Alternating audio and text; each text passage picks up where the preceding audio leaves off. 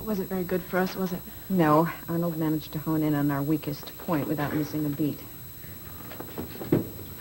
Dr. Gates, this 85% figure you quoted, is it reliable? Yes, absolutely. In study after study, 85% of molesters have been molested themselves. A sad statement on our society, if I may say so. I'll allow you the sentiment, but not the conclusion about the deceased. After all, if 85% were molested, that leaves 15% that weren't.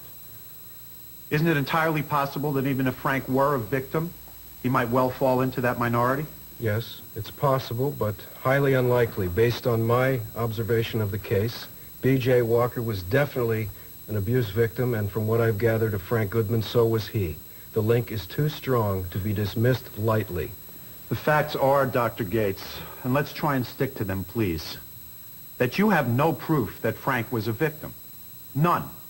Outside of your rather distant, and might I add, posthumous observations of him. One other thing I'd like to go over, this business of hypnotherapy. I would imagine that these sessions must have been fairly intense. You would be correct.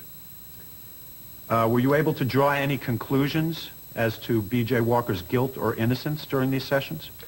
Well, those sessions are confidential. I'm not at liberty Dr. to Gates, speak. you waived your rights to confidentiality when you agreed to testify here today.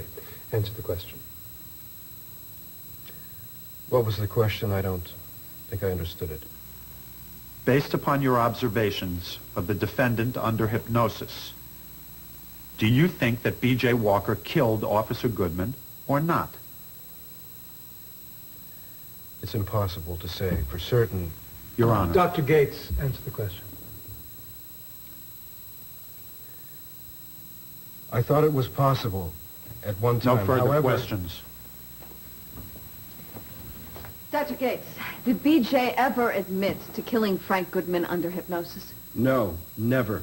As I stated earlier, she does not have a clear picture of what happened that night. No further questions. You may step down, Dr. Gates.